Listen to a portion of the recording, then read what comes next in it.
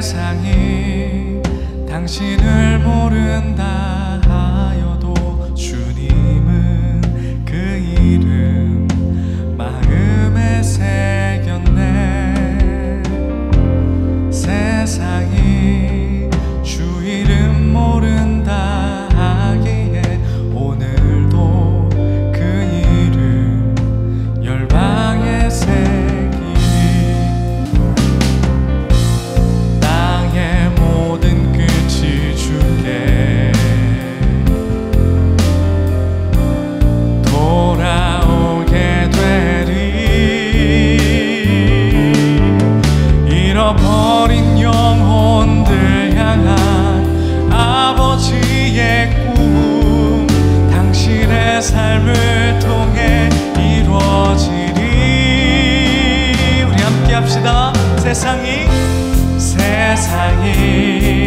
당신을 모른다 하여도 주님은 그 이름 마음에 새겼네. 우리가 잃어버린 영혼을 향한 아버지의 꿈을 가지는 예배되게 하여 주십시오. 주님 하기에 오늘도 그 이름 우리 더 높은 목소리로 고백해볼까요? 세상이 당신을 모른다 하여도 세상이 당신을 모른다 하여도 주님은 그 이름 마음에 새겼네. 세상이 주 이름 모른다 하기에 오늘도 그 이름 열방에 할렐루야. 우리가 열방 가운데 세상 가운데 우리의 가정 가운데 주님의 이름을 전하는 자로 살기를 원합니다. 오늘 우리에게 주시는 하나님의 말씀은 고린도전서 10장 14절 19절에서 21절 23절에서 24절 31절입니다. 그런즉 내 사랑하는 자들아 우상 숭배하는 일을 피하라. 그런즉 내가 무엇을 말하느냐? 우상의 제물은 무엇이며 우상은 무엇이냐? 무릇 이방인이 제사하는 것은 귀신에게 하는 것이요 하나님께 제사하는 것이 아니니 나는 너희가 귀신과 교제하는 자가 되기를 원하지 아니하노라. 너희가 주의 잔과 귀신의 잔을 겸하며 마시지 못하고 주의 식탁과 귀신의 식탁에 겸하여 참여하지 못하리라. 모든 것이 가하나 모든 것이 유익한 것은 아니요 모든 것이 가하나 모든 것이 덕을 세우는 것이 아니니 누구든지 자기의 유익을 구하지 말고 남의 유익을 구하라. 그런즉 너희가 먹든지 마시든지 무엇을 하든지 다 하나님의 영광을 위하여 하라. 이는 살아계신 하나님의 말씀입니다.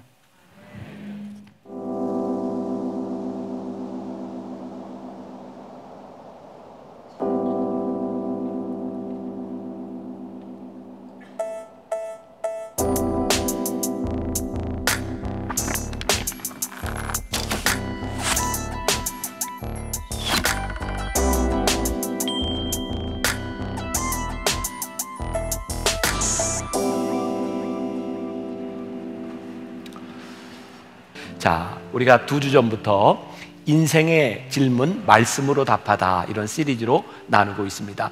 우리들이 조금 생각해 봐야 될 어려운 질문들을 말씀에서는 어떻게 이야기하고 있는가. 오늘은 우리의 신앙과 효에 대한 문제를 좀 다루려고 하고요, 그 중심에 제사에 대한 문제를 좀 다루려고 합니다.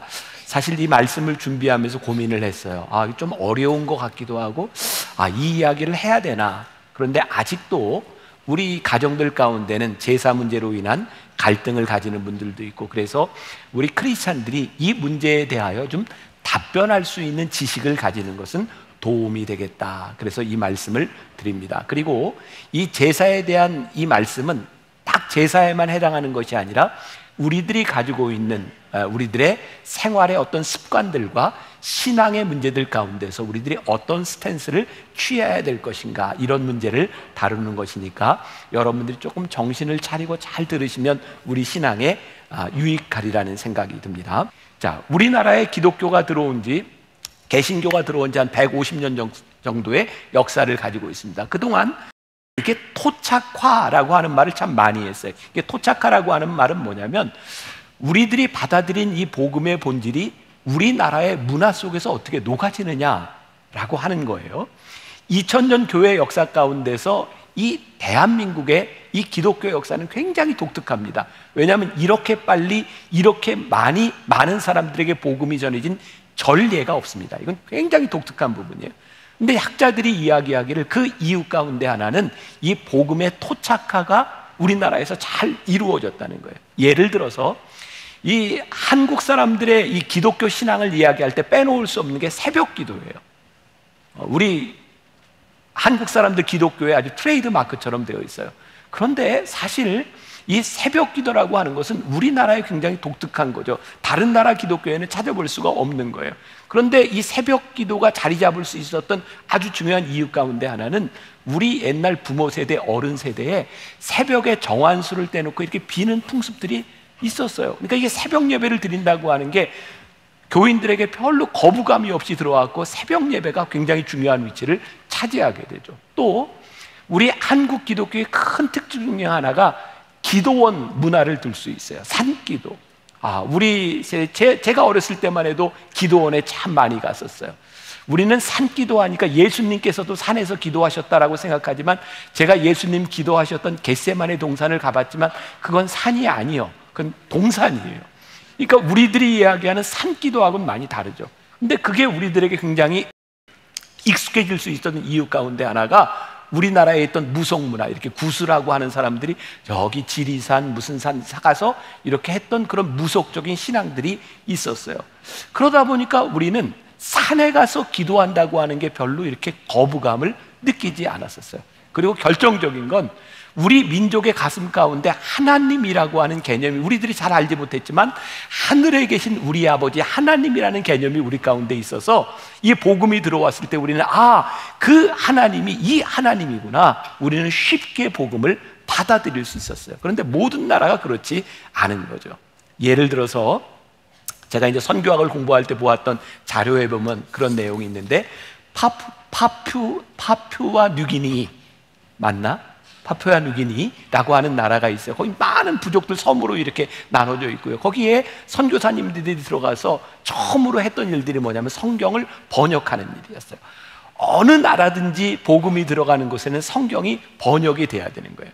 근데 우리나라는 성경을 번역하는데 큰 어려움 없이 잘 번역이 되었고 우리들 신앙에 도움이 많이 되었는데 그 한 선교사님 성경 번역의 그 이야기를 보면 이 성경을 번역하는데 하나님께서 우리를 용서하시고 우리들에게 화해를 이루셨다라고 하는 말을 번역을 해야 되는데 그 부족에는 용서와 화해라는 단어가 없는 거예요. 그러니까 어떻게 이 성경을 번역해야 될지 이 중요한 개념을 번역할 방법이 없었던 거예요. 근데 어느 날 그 부족의 모임들이 있는데 이 선교사님이 보니까 모든 사람들이 모여서 어깨에 손을 얹고 노래를 부르고 춤을 추는 거예요. 그래서 물어봤대요. 저게 뭐 하는 거냐고. 1년에 한 번씩 이 부족은 다 모여서 어깨에 손을 얹으면서 지금까지 있었던 모든 싸움들과 모든 것을 다 잊어버리면서 다 화해하는 게 저 어깨에 손을 얹는다는 거예요. 그래서 그분이 성경을 번역하면서 하나님께서 우리를 용서하셨다는 것을 어떻게 번역했냐면 하나님께서 당신들의 어깨에 손을 얹으셨습니다. 그게 그 사람들 마음속에 확 와닿은 거죠. 이렇게 우리들이 복음을 전하는데 본질적인 것을 전하는데 사실은 언어와 문화라는 것을 통해서 우리들이 전하게 되어 있는 거예요. 그러니까 우리들의 문화라고 하는 것보다 더 중요한 것은 그것을 담고 있는 그 내용이 무엇인지라고 하는 것이고 또 우리들이 흔히 이야기하는 복음이 우리들 가운데 들어왔을 때 우리들이 회심한다라고 하는 것은 우리들의 가치관이 변하는 거예요. 하나님을 믿는 신앙이 우리들 가운데 들어왔을 때 우리들에게 일어나는 변화는 무엇인가? 근데 그것이 어떤 때는 이게 문화적인 옷을 입고 있기 때문에 우리들이 잘못 생각하면 어떤 사람의 문화를 따라가는 것이 회심이고 그 사람의 문화를 본받는 것이 회심이라고 생각할지 모르는데 사실은 제일 중요한 가치관의 변화들이 우리들에게서 어떻게 일어나고 있는가? 초창기 우리나라에 기독교가 들어왔을 때 선교사들은 술과 담배와 축첩 이런 문화 제사에 대해서 그래서 세례를 받으려고 하면 이 모든 것들을 금해야 세례를 주었어요. 사실 진짜 중요한 것은 어디에 있냐면 복음이 들어갔을 때 그것을 금했던 이유는 그 당시 우리나라 민족 가운데 삶을 바꿀 수 있는 가장 중요한 핵심이 술과 담배, 노름, 조상제사, 축첩과 같은 문제에 있었기 때문이죠. 사실은 우리들이 내용과 이 문화를 우리들이 분리해서 볼 수 있을 때 우리들이 올바른 생각을 하게 돼 있는 거예요. 자, 이제 제가 제사에 대한 이야기를 할 텐데, 많은 교인들은 이런 생각을 해요. 목사님이 이렇게 설교를 할 때 여기에서 이거 돼, 안 돼, 이렇게 얘기를 해주면 참 명쾌하겠습니다. 근데 저는 오늘 여러분들에게 그런 명쾌한 해답은 내리지 않을 거예요. 여러분들이 하나님 앞에서 고민하고 결단해야 될 문제들을 제가 여러분들에게 던져줄 거예요. 자, 잘 들어보세요. 자, 제사에 대한 생각. 오늘 우리가 읽었던 고린도전서 이 10장에 보면 사도 바울이 이 부분을 우리들이 잘 해석하고 신앙생활할 수 있도록 지침을 주고 있는데, 자, 오늘 14절에 보니까 그런즉 내 사랑하는 자들아 우상 숭배하는 일을 피하라. 우상 숭배를 피하라 그랬어요. 19, 20, 21절 우리 같이 한 목소리로 봅니다. 시작. 그런즉 내가 무엇을 말하느냐? 우상의 제물은 무엇이며 우상은 무엇이냐? 무릇 이방인이 제사하는 것은 귀신에게 하는 것이요 하나님께 제사하는 것이 아니니 나는 너희가 귀신과 교제하는 자가 되기를 원하지 아니하노라. 너희가 주의 잔과 귀신의 잔을 겸하여 마시지 못하고 주의 식탁과 귀신의 식탁에 겸하여 참여하지 못하리니. 여기서 분명히 뭐라고 얘기했어요? 이방인이 제사하는 것은 귀신에게 하는 것이니 하나님과 겸하여 할 수 없다, 분명히 이야기를 하고 있어요. 근데 오늘 이제 결론부터 이야기하자면 23절, 24절, 31절에 있는데 먼저 한번 읽어보죠. 자, 모든 것이 가하나 모든 것이 유익한 것은 아니요 모든 것이 가하나 모든 것이 덕을 세우는 것은 아니니 누구든지 자기의 유익을 구하지 말고 남의 유익을 구하라. 그런즉 너희가 먹든지 마시든지 무엇을 하든지 다 하나님의 영광을 위하여 하라. 자, 여기서 우리가 이제 풀어야 될 숙제가 뭐냐면 우리 민족이 했던 조상 제사라고 하는 것은 그러면 귀신에게 드렸던 제사냐 아니면 그것이 단순히 효에 대한 문제냐, 이 부분에서부터 논점이 있는 거예요. 자, 어느 나라나 가장 중요한 것은 관혼상제, 우리가 태어나면서부터 죽을 때까지 또 결혼과 아이들이 태어나는 이런 의식이 있어요. 이게 서양의 문화는 기독교적인 뿌리를 가지고 있고요, 일본은 아주 도교가 많이 성행하는 나라지만 굉장히 불교적인 뿌리를 가지고 있고요, 중국 같은 경우는 확실하게 유교에 대한 뿌리를 가지고 있습니다. 그래서 우리도 사실은 유교나 불교의 뿌리를 가지고 있다라고 생각하지만 한국의 문화는 아주 독특하게 무속신앙과 많이 연결이 되어 있습니다. 특히 죽음과 이 제사에 대한 문제에 있어서 우리는 이렇게 장례를 치를 때 굉장히 무속적인 신앙에 대한 지배를 받고 있고 시체를 매장하면서 우리는 우리의 영혼이 떠돌고 있다고 생각하죠. 그래서 돌아가신 부모님의 영혼, 우리 조상들의 영혼을 어떻게 잘 모실 것인가, 그리고 제사 때 그분들의 영혼이 와서 맛있는 걸 잘 먹고 자손들을 축복해야 된다라고 생각하죠. 그런 의미에서 사실 우리 조상들이, 우리들이 드리고 있던 이 제사의 내용 가운데는 우상 숭배와 연결되어 있다고 하는 것을 우리들이 부정할 수 없습니다. 우리는 단순히 유교적인 형식에서 이것들이 조상에 대한 예의라고 생각할지 모르지만 미신적인 뿌리를 두고 있다고 하는 데에서는 우리들이 부인할 수 없는 거예요. 그래서 이 논점이 계속 살아있어요. 성경에서는 우리들에게 분명히 이야기를 하고 있죠. 하나님의 영을 가진 자와 그렇지 못한 귀신의 영. 자, 여러분들은 신앙생활을 하시면서 여러분들의 삶에서 다른 영, 어떤 귀신들에 대하여 어떤 경험들을 가지고 계세요? 저는 만나교회 목회를 하면서 저는 이 귀신들과 굉장히 많은 그런 관계, 다툼, 귀신을 쫓아내는 이런 일들 많이 경험했죠. 저희 교회에 귀신 들린 사람을 직접 데리고 와서 제가 기도하면서 귀신을 쫓아낼 뿐만 아니라 귀신과 오랫동안 대화를 했던 적도 있고 그런 경험들이 많이 있어요. 그런데 어떤 일정한 패턴이 있거나 제가 이것을 신학적으로 논리적으로 설명할 수 있는 자신은 없어요. 단지 제가 경험했던 일들이에요. 성경에도 보면 예수님께서 예수님의 사역을 하실 때 귀신들이 예수님을 먼저 알아봤어요. 그리고 하나님의 아들이라고 귀신들이 고백하죠. 아주 흥미로운 거죠.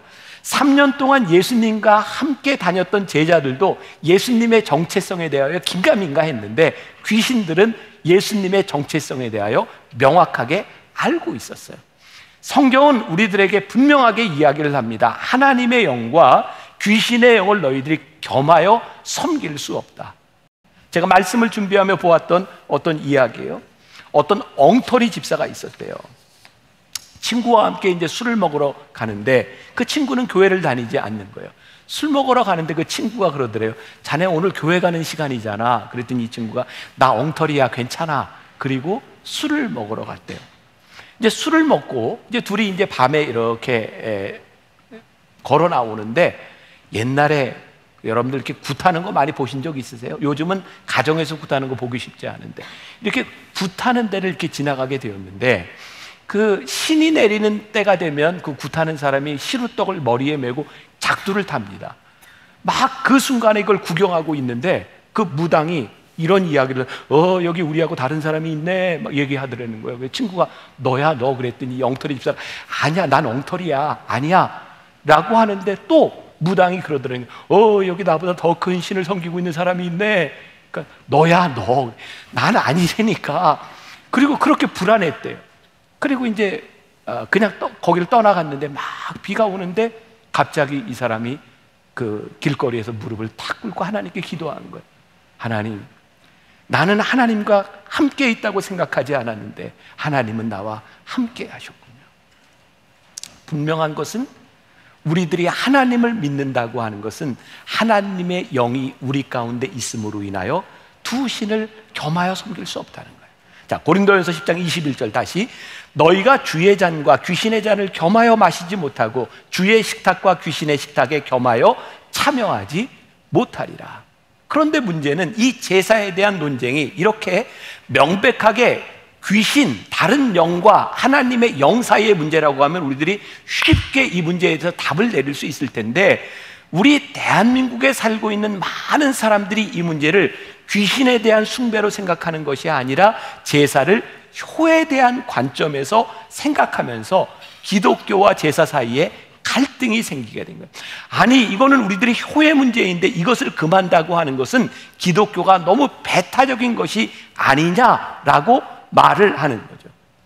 표면적인 논쟁은 사실은 효와 연결되어 있지만 그 내적인 부분에 갔을 때 이 귀신에 대한 문제라면 우리는 이 문제를 어떻게 풀어야 될 것이냐.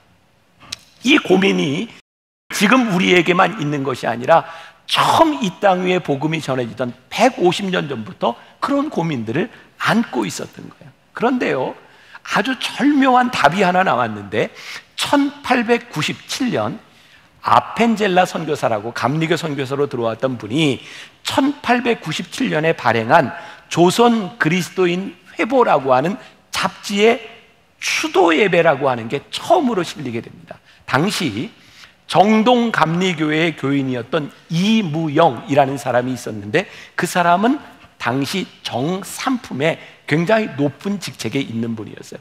근데 이분이 예수를 믿게 되면서 어머니 기일이 되었을 때 이거 제사를 드려야 되느냐 말아야 되는가 고민할 때 이분이 추도 예배를 드립니다. 여러분, 우리들이 지금 너무나 당연하게 생각하는 이 추도 예배는 기독교적인 전통에서 온 성경적인 것이 아닙니다. 이것은 우리나라 사람들이 가지고 있는 아주 고유한 기독교 문화가 되죠. 그래서 1934년에 감리교회는 이 추도 예배라고 하는 걸 정식으로 받아들이고요. 1950년에 구세군과 성결교회에서도 추도 예배라는 걸 받아들이고 1970년이 되어서는 장로교회에서도 추도 예배를 받아들이게 됩니다. 자, 이게 절묘하다고 하는 게 뭐냐면 그 당시에 제일 문제가 됐던 게 뭐냐면 제사를 드리면서 절을 하는 거였어요.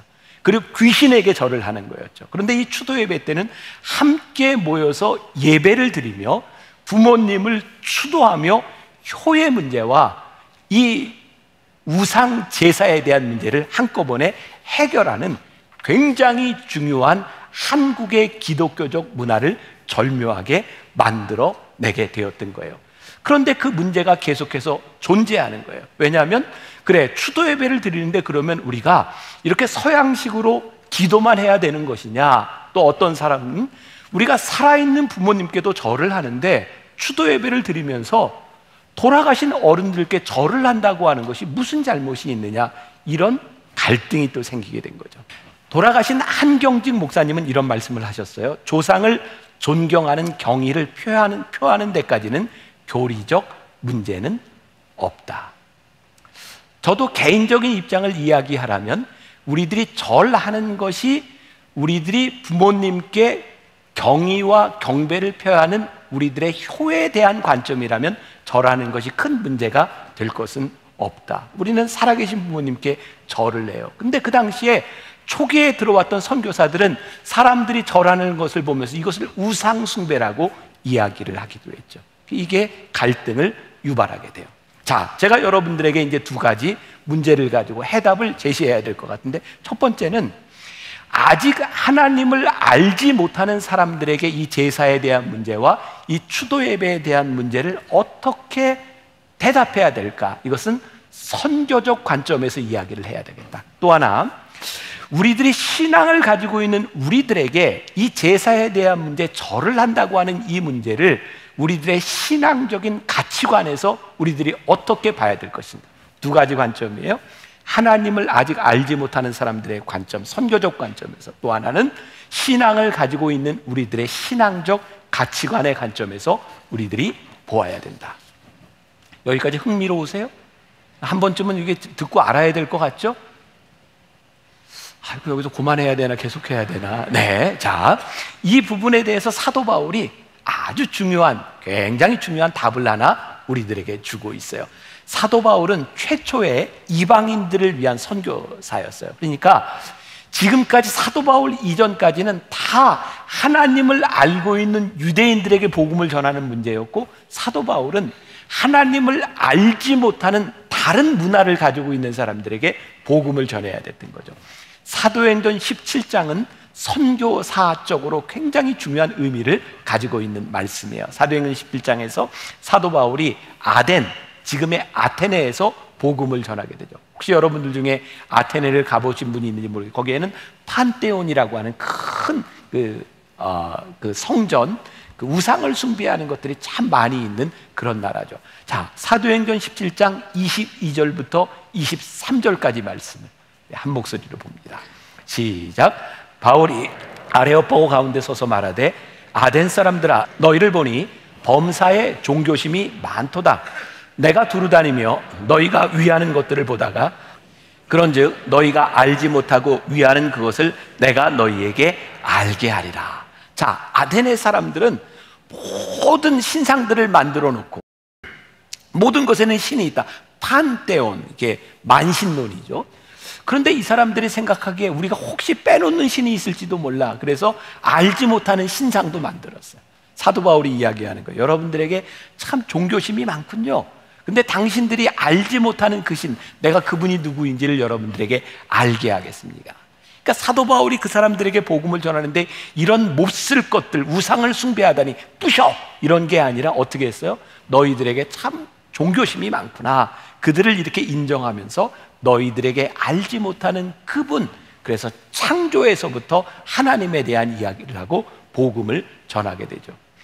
아직은 예수를 믿지 않는 사람들의 마음을 배려하고 복음을 전했던 사람, 거기에서 알지 못하는 신, 거기에 컨택 포인트를 만들어 놓았어요. 그런 면에서 저는 조용기 목사님이 했던 말에 상당히 공감을 하고 있어요. 효라는 의식으로 제사를 안고 들어와도 그들에게 믿음이 생기면, 올바른 관념이 생기면 그들은 얼마든지 하나님을 섬기기 위하여 그들의 가치관으로 인해 그들의 삶의 표현들을 바꿀 수 있다는 거예요. 그리고 이 부분에서 우리들이 분명하게 이야기할 수 있는 것이, 제사라고 하는 것이 효에 대한 관점이라고 하면 우리들이 기독교적으로 드리는 이 추도 예배라고 하는 것이 얼마나 귀하고 좋은 것인지를 우리들이 설명할 수 있겠죠. 그러나 아직 설명이 불가능한 그 사람들에게 절하지 마십시오라고 하는 것이 아니라 일단 말씀을 들으십시오라고 포용적 관점을 가지는 것은 선교적으로는 굉장히 중요하겠다. 그런데 지금 문제는 우리들 안에 신앙을 가지고 있는 우리들은 어떤 태도를 취해야 되느냐는 거죠. 결국 이 제사라고 하는 모양, 자, 우리들 가운데 신앙생활을 오래 하면서 사도 바울처럼, 사도 바울 당시에도 이 제사에 대한 논쟁과 제사 때 드렸던 음식을 먹어도 되느냐 안 되느냐에 대한 논쟁이 있었어요. 근데 사도 바울은 어떻게 얘기해요? 야, 이거 그렇게 큰 문제가 아니야. 우리는 하나님을 믿잖아. 저 우상에게 드려진 거, 저 우상은 아무것도 아니라는 것 알잖아. 그러니까 제사 때 드렸던 음식 우리는 먹는데 꺼리낌이 없어. 그거 아무것도 아니야. 그런데 사도 바울이 뭐라고 얘기하냐면 그거 아무것도 아니지만 우리들이 대해야 될 태도에 대한 부분들이 있는데 중요한 거예요. 고린도전서 10장 23절과 24절 그리고 31절 우리 같이 봅니다. 시작. 모든 것이 가하나 모든 것이 유익한 것이 아니요 모든 것이 가하나 모든 것이 덕을 세우는 것이 아니니 누구든지 자기의 유익을 구하지 말고 남의 유익을 구하라. 그런즉 너희가 먹든지 마시든지 무엇을 하든지 다 하나님의 영광을 위하여 하라. 이 신앙생활 참다운 믿음이라고 하는 것은 내가 생각하는 옳고 그름에 대한 기준이 아니라 하나님 앞에서 우리들이 결단을 해야 되는데 그 결단이 뭐냐면 무엇이 유익하고 무엇이 하나님께 영광을 돌리는 것인지를 생각하라. 그러니까 내가 믿는 바 나는 괜찮아. 나는 절해도 돼. 나는 우상 제물을 먹어도 돼. 이건 내 신앙에 아무 꺼리낌이 없어. 정말로 그 신앙의 문제 아닐 수도 있어요. 그런데 내가 생각하는 것보다 더 중요한 것이 있는데 네가 그렇게 함으로 인하여 유익하냐? 하나님 앞에서 너의 신앙을 바라보라는 거예요. 제가 신학교를 다닐 때 저희 선배 중에 한 분이 난지도, 옛날에 이렇게 쓰레기를 모아놨던 난지도 있잖아요. 거기에 있는 넝마를 줍는 사람들을 위해 복음을 전하기 위해서 그곳에 들어가서 먹고 자고 살던 우리 선배가 있었어요. 그분이 이런 이야기를 하더라고요. 가서 그 난지도에 있는 넝마를 줍는 사람들에게 복음을 전하려고 하는데 그들이 듣지 않는다는 거예요. 그들이 원하는 것은 너는 우리와 다른 종자라는 거예요. 그래서 이 목사님이 한 일이 뭐냐면 그들과 똑같이 생활하면서 복음을 전하는 일이었어요. 근데 그 사람들이 힘들게 이렇게 휴지를 주워오고 넝마를 이렇게 주워오고 나면 늘 모여서 막걸리를 마시는 거예요. 이 목사님이 그 사람들과 함께 막걸리를 마시면서 복음을 전한 이야기를 들었어요. 여러분들 어떻게 생각하세요? 저는 하나님 앞에서 그분이 진짜 그 복음을 전하기 위하여 그들과 함께 막걸리를 마셨다면 그게 하나님께서 어떻게 생각하실까? 이게 우리의 관념하고 어떤 것일까? 또 저에게 이제 그런 경험이 있어요. 분당에 이제 있는 어떤 목사님하고 이렇게 식사를 하게 되었는데 그 목사님이 그 본인 교회 권사님이 운영하는 식당에서 이렇게 밥을 사게 되었어요. 식사를 주문하고 이렇게 놨는데 그 목사님이 권사님 여기 맥주, 여기 포도주 하고 맥주하고 포도주를 이렇게 시킨 거예요. 근데 문제는 뭐 제가 여러분들에게 종종 이야기하죠. 우리가 술을 먹는다고 구원을 못 받겠습니까? 담배를 핀다고 구원을 못 받겠습니까? 저는 술과 담배의 문제가 우리의 구원과 직결되는 문제라고 생각하지 않습니다. 그런데 그것이 내 신앙의 문제, 내가 얼마든지 극복할 수 있고 이거 아무 문제도 아니야 라고 생각할 수 있지만 그때 제가 굉장히 당황스러웠던 것은 이 분당인데 분당 식당에서 제가 식사를 하는데 맥주를 먹고 이렇게 포도주를 먹는 그 모습을 교인들이 보면 주일날 설교를 들을 때 은혜가 될까? 그러니까 제가 술과 담배를 하지 않는 이유는 굉장히 중요한 사도 바울의 관점과 맞닿아 있는 거예요. 이것이 구원에 대한 문제는 아니지만 내가 이거 할 수도 있고 이것이 나에게 아무 문제가 아니라고 생각하지만 이것이 유익하지 않기 때문에 하나님께 영광이 되지 않기 때문에 안 하는 거예요.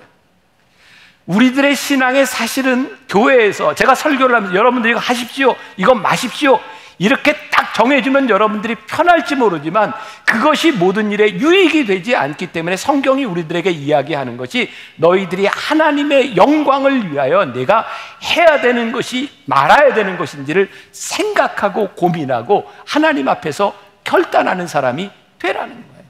자, 신앙을 가지지 못한 사람의 관점에서 우리들이 제사의 문제를 어떻게 풀어주고 추도 예배로 어떻게 이끌어갈 수 있는지, 또 우리들이 신앙의 공동체 안에서 우리들은 어떤 스탠스를 취하고 우리들은 어떤 행동을 해야 되는지 중요한 답을 사도 바울이 우리들에게 주고 있는 거예요. 모든 것이 가하나 모든 것이 유익한 것은 아니니, 모든 것이 가하나 모든 것이 덕을 세우는 일은 아니니, 너희들이 무엇을 하든지 주의 영광을 위하여 하라고 하는 것이 어떤 것인지를 우리들이 알아야 되는 거죠. 또 우리들에게 굉장히 중요한 것이 있어요. 우리의 신앙에 대해서 공격하는 사람들 중에 이렇게 제사에 대한 문제를 가지고 기독교는 효에 대한 관점에서 보면 이게 몹쓸 종교다라고 말하는 사람이 있죠. 근데 성경은 절대로 그렇게 이야기하지 않습니다. 이 성경은 우리들에게 하나님은 산자의 하나님임을 분명히 말씀하고 있죠. 또 우리들이 살아서 우리들이 하는 모든 일에 대하여 우리들이 분명히 심판을 받으리라고도 말씀하고 있어요. 성경은 우리들이 부모를 공경하는 일에 대하여 죽은 부모님들에 대한 공경이 아니라 살아계신 부모님들에 대하여 우리들이 어떻게 공경할 것이냐를 중요하게 이야기하고 있는 거죠. 여러분들은 어떠신지 모르겠어요.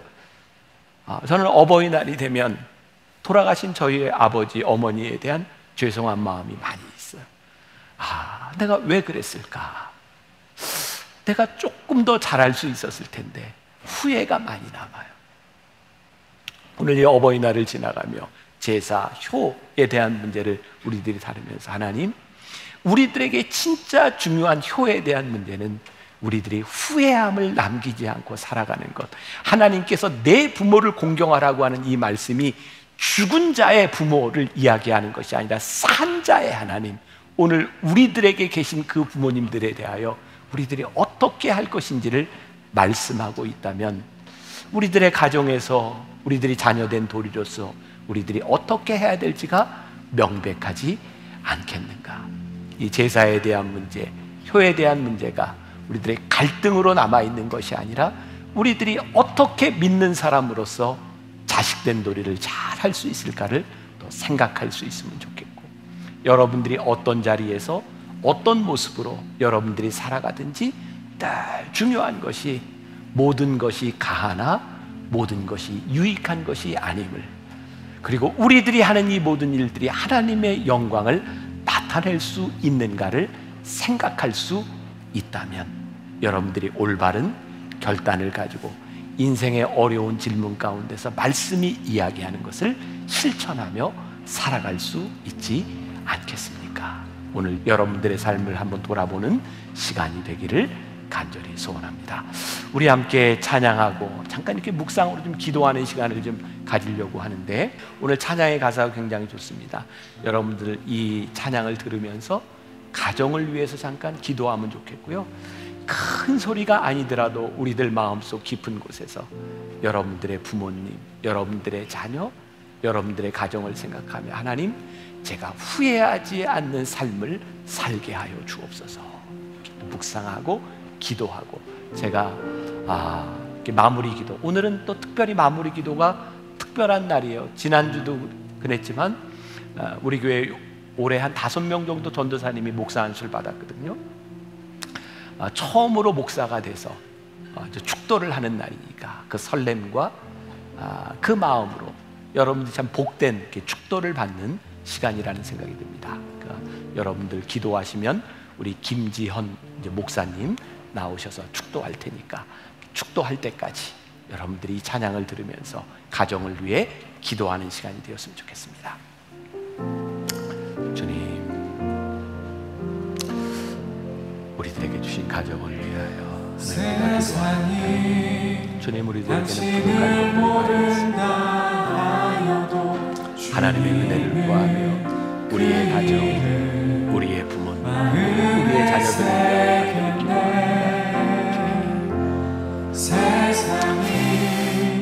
내가 옳다고 생각하는 것보다 더 중요한 것이 우리가 그리스도의 덕을 세우는 사람이, 우리의 인생 한가운데서 하나님의 영광을 나타내는 사람이 우리의 모습들을 보게 하여 주시고, 오늘 우리 가운데 아버지 하나님,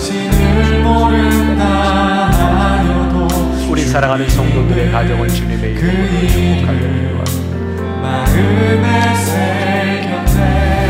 아버지 하나님, 이들의 삶 가운데 하나님의 역사가 나타나게 하여 주옵시고 하나님의 말씀이 살아 움직이게 하여 주옵시고 그리스도의 마음으로 살아갈 수 있는 아버지 하나님의 말씀 가운데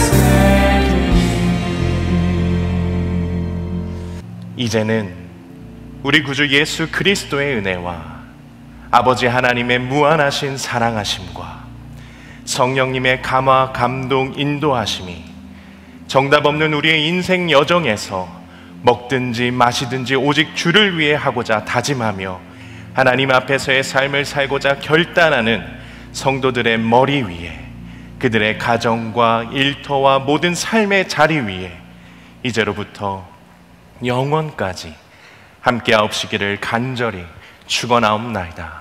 아멘.